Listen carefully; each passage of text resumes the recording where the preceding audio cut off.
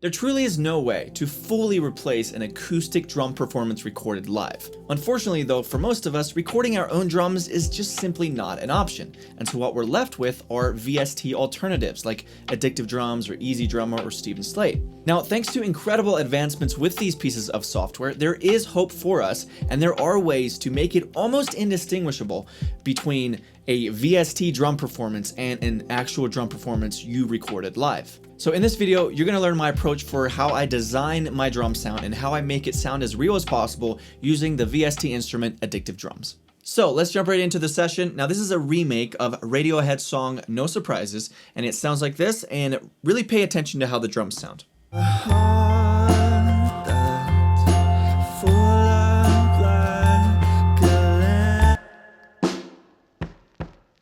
And then over here we add in a ride cymbal.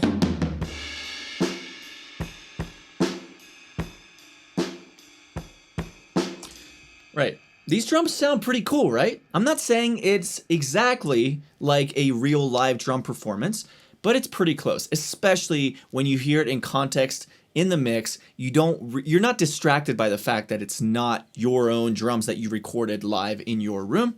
And for most of us, again, this is what we're left with. So we want to maximize this. We want to actually develop the skill of making these drums sound as real as possible, especially when we're creating this Radiohead like indie rock kind of sound. Now, the first thing I'll mention here before we get into any of the sound design stuff or inside of Addictive Drums like the settings, the first thing you got to do is you got to make sure the MIDI performance itself is very natural sounding. No like heavy quantizing, no, directly on the grid. You gotta keep it loose, you gotta keep it groovy and, just like you were to record a real drum sound. When you record real drums, you're not moving those to the grid. No, you just record until you get a good take. And those hits are obviously not gonna land directly on the grid, nor do you want them to. So here's the pattern, let's walk through this.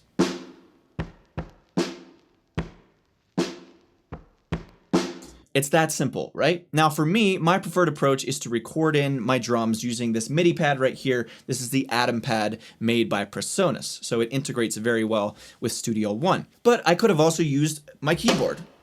Like there's nothing wrong with that. It can be a bit, more challenging to get that natural feel because you get more of a natural feel when you're using pads versus when you're using a keyboard. But again, you can always edit the individual notes if you need to. Now, speaking of editing individual notes, you might be asking, is it okay if I draw it in? And I would say, as a last resort, yes. Or if you really, really can't get it to sound good by recording in the MIDI using either a pad or a keyboard, then by all means you can draw it in. Just do not have the quantize button on when you're doing this. Because if these are completely on the grid, it's going to sound robotic, it's going to sound stiff, and it's just going to strip the life right out of it. So let me actually show you what that would sound like. So let's come over to this area here where we have all of the notes with the rides and everything. And I'm going to, for the time being, I'm going to quantize these at 100%. And now listen to what it sounds like. It's not going to sound terrible, but the more you do this across all your songs, you will start to get a sense of why do my songs and my drums just not sound groovy and they don't make me want to move like the songs that I like on Spotify do. It's probably because you're quantizing your drums. All right, so this is with them completely quantized.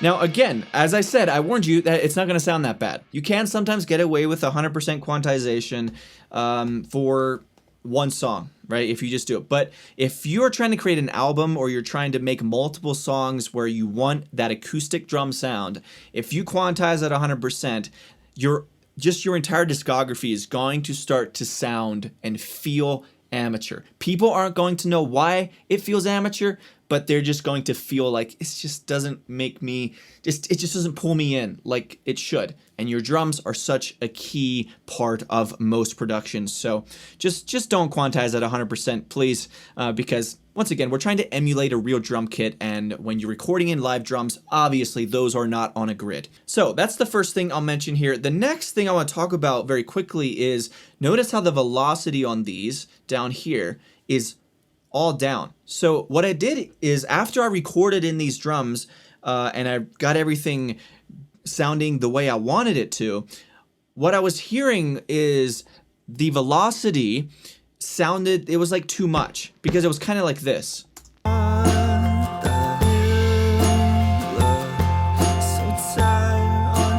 There was almost too much presence, too upfront.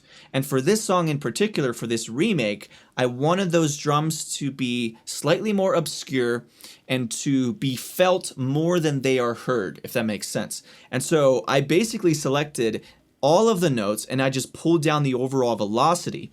Now, as you can see here, we've still maintained the variation and the dynamics in velocity between the notes, right? Because that goes back to this idea of you want to retain that sense of realness. You want it to feel like an acoustic drum kit that you recorded in your room as much as possible. So that is something that you definitely can watch out for and experiment with, is if you feel like your drums, when you're using VSTs, they just sound too in your face and too loud and too bright, turn down the velocity on these. Because I don't know if you know this, but there's actually multiple samples. It doesn't just turn down the volume. The designers of Addictive Drums and Easy Drummer, there are multiple recorded samples of the individual notes. It's like, that is a different recorded sample than that. It's not just a volume issue. It's also an energy issue. And that is why velocity, when you adjust it, it does really affect the sound overall. And so that is something that you can keep in mind. And then one more thing I'll mention before we dive into some of the plugins that can work really well to achieve this type of sound is you gotta make sure that the fills sound natural, that they sound good. And again, this is very specific and very true for this type of indie rock. So as you can hear here, that fill there, it's so key that you get those fills right. And so you might need to do some editing. So if you screw it up when you've recorded it in on your pad, you can come in and edit the, move some notes around. It doesn't matter how you get to that end result, but when you're going for this sound in particular, fills are just vitally important. And then as you can hear over here as well. And then at the end,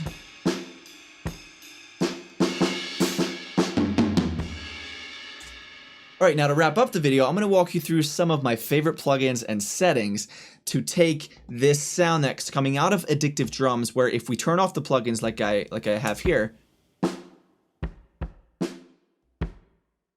it's like that. And that's with the plugins. So we'll dive into that in a second. Before we do that though, and I'll talk more about this at the end of the video, but I do want to let you know that I have a free guide on my website, and you can just find the link below. It is the 7 steps to a killer indie song. So if you've ever wanted a roadmap, a step-by-step plan to like, this is how you create indie rock songs or indie pop songs, that is the niche that I'm in here on YouTube. And this gives you that framework of like, start here and then do this, do this, do this. And then you can just follow the process and take your song on the journey from step 1 all the way through step 7. And it is just gonna help you so much. It's gonna give you so much clarity for how you can start to create more songs and actually have a plan so that you can get off your butt and not feel as confused and hazy about, oh, I don't know where to start, I don't know what to do. You don't have that excuse anymore, because this guide does exist, and it is the 7 steps to a killer indie song. And you can find the link in the description below, and it is 100% free. Okay. Now let's talk about what I have here when it comes to these plugins. Again, this is without the plugins, and this is with. So the first plugin here is RC20. This is also made by Excellent Audio, which is the same as Addictive Drums. Both of these come from Excellent Audio. RC20 is my favorite plugin, especially for drums, and it's just sounds. See, here's without it. Here's with it. Let's come over here to this part. There's without it. It's fine. But this adds that nice little vinyl. It adds a bit of subtle distortion. It kind of gives the drum sound a slight blanketed, warmer effect to it. I mean, RC20 is just great. And my favorite approach for using and maximizing RC20 is I'll flip through a bunch of presets until I find one that is close, and then I can customize it from there. But I like to start with a preset and then make any edits that I might want to make from there. Now, that's not the only plugin that is doing a lot, that is affecting this drum tone, because this next plugin is a distortion plugin. Listen to what this does. So here's without it, and here's with it. We're doubling down on warmth again. This distortion plugin, this is just a stock plugin inside of Studio One, it warmed up the sound. And I have the mix at only 22%, and I have the transistor type here. We've got multiple options here as far as the types of distortion that you might want to add to your track, and I thought this sounded great. And then finally, the third plugin is Sausage Fattener. Now, the reason I added this was because even though as much as I liked the warmth that we added from RC20 and from that distortion, those two plugins warmed up the drums to the point where the drums kind of felt lost in the mix. They felt a little bit too warm. So I was like, okay, I like the sound, but now I just want to bring back some of those high frequencies. But I didn't want to have to go back into these plugins and make some edits. So I just left those the way they were. And instead, I just pulled in a saturation plugin, and in this case, Sausage Fattener, and I boosted the color knob. I just cranked it, went 100%, and it gave me a bit more of that crispiness. And that helped kind of bring those drums back so you can really hear them again. See, here's without it. And here is with it. It just brightens it up. Beautiful.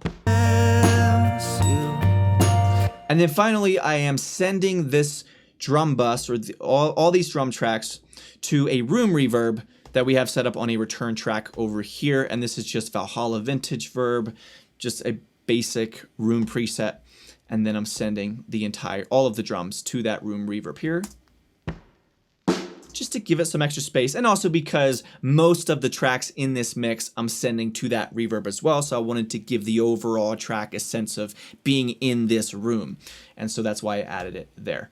And that's pretty much all we're doing. And then as far as Addictive Drums in particular, I started with a preset here, just the dry room preset in Addictive Drums, and then I made edits from there, right? So I think I adjusted the kick a bit, I adjusted the snare. One parameter or effect that I especially love in Addictive Drums is the tape and shape. So be sure to experiment with this if you use Addictive Drums, is really messing around with the drive as well as the shape, because you can shape the tone of especially your kicks and your snares by using the attack and sustain, and it can just kind of really help lock in the drum sound that you're aiming for, and that can sound best with the mix and the song that you're creating. So my friend, that is my approach. That is how I like to go about turning MIDI drums using VST instruments and making them sound almost indistinguishable from a real live recorded drum kit.